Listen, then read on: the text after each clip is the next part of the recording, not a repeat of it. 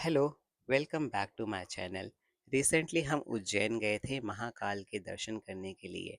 महाकाल के दर्शन तो हो गए, उसके बाद हम विभिन्न तीर्थ स्थलों के दर्शन करने के लिए चले गए, जिनमें से एक है महर्षि संदीपनी आश्रम।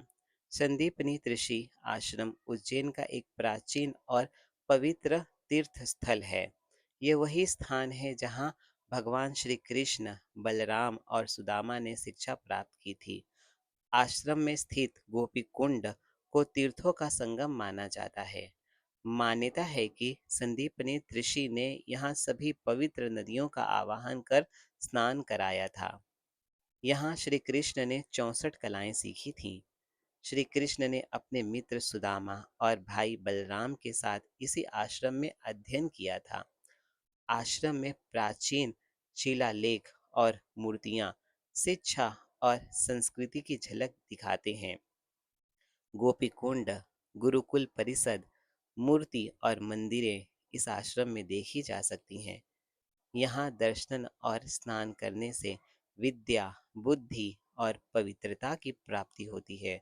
श्री कृष्ण का अवतार इस धरती पर धर्म की रक्षा और अधर्म का नाश करने के लिए हुआ था। गीता में अर्जुन को उन्होंने उद्देश्य देकर संसार को सिखाया कि बिना फल की चिंता किए अपना कर्तव्य करना ही जीवन का सच्चा मार्ग होता है।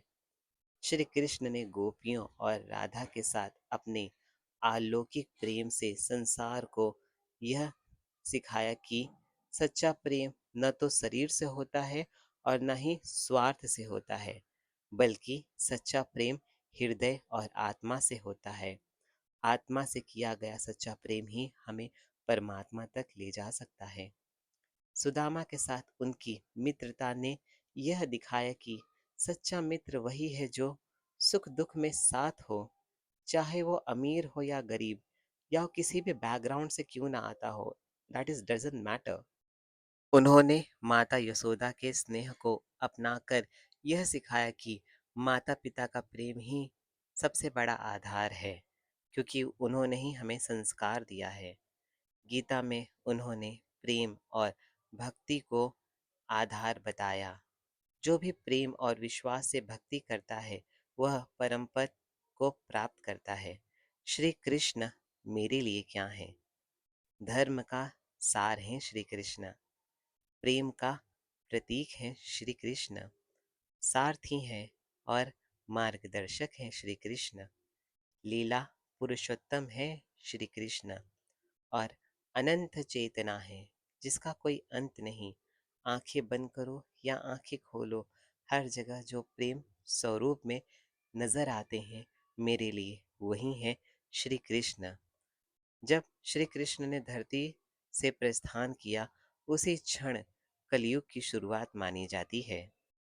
शास्त्रों में कहा गया है कि कलयुग में केवल भक्ति नाम, समरण और भक्ति ही मोक्ष का साधन है। कृष्ण का नाम, गीता का ज्ञान और भक्ति योग इस युग में सबसे सरल उपाय बताया गया है। जो श्रद्धा से उनका स्मरण करता है, वह हर कठिनाई और कठिन युग में भी शांति और मुक्ति पा सकता है। जो श्री कृष्ण के मार्ग पर चलता है, उनके लिए कलयुग भी सतयुग जैसा होता है। तो अगर आप उज्जैन आए महाकाल के दर्शन के लिए, तो उसमें से कुछ समय निकाल कर आप भी इस आश्रम में आ सकते हैं।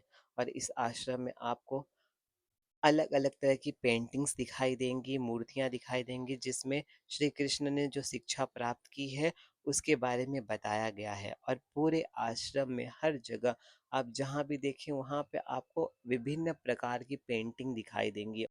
एंड ऑब्वियसली कृष्ण जी की मूर्तियां तो रहेंगी ही इस आश्रम में, और उनके साथ साथ बलराम की भी। आश्रम हर जगह से बहुत ही नीट और क्लीन था। यहाँ पे हाइजीन को बहुत ही प्रॉपरली मेंटेन किया गया था। और आपको यहाँ पर किसी भी प्रकार की आई डोंट थिंक सो कि कोई प्रॉब्लम होगी, क्योंकि हम तो बहुत ही रश आवर में गए थे, हम संडे गए थे। संडे जाने के बाद भी हमको यहाँ पे अच्छा खासा समय मिला और हमने अच्छे से इंजॉय किया और हर एक चीज़ को देखा। एंड वन मोर थिंग, अगर आप जभी भी उज्जैन आओ तो आप अपने लिए एक पर्सनल ऑटो ही बुक कर लो, बिकॉज़ अगर आप ऑटो बुक करोगे तो आपको कोई प्रॉब्लम ही नहीं होगा। आप जहाँ-जहाँ जाओगे आपके साथ वो पर्सनल ऑटो जाएगा और वो आपका बाहर वेट करेगा। चाहे आप वहाँ पे 2 घंटे स्पेंड करो, 3 घंटे स्पेंड करो, that is not matter, because full day के लिए आपने उसे बुक करके रखा है। That is the best option to come here. हमने तो अपने लिए एक पर्सनल ऑटो बुक कर लिया था और वो हमें हर